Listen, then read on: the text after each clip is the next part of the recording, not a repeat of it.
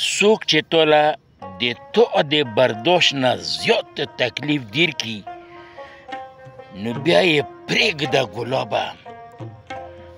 خو ګوره چې کله یې پرېږدې نو بیا په بدلې کې چې ته هغه له هغه تکلیف ورنه کې د مو شیرینه وروره همیشه دا کوشش کوه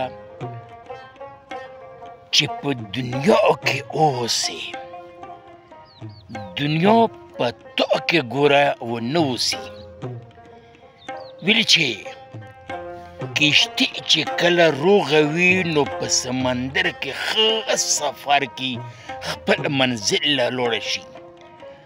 خو چې کله په دې کې یو وړوکی غوندې سروی وشوه نو بیا همدغه کشتي ډوبه شي د خپل ځان خلاص وته ډېره مهرباني خوشحاله اوسئ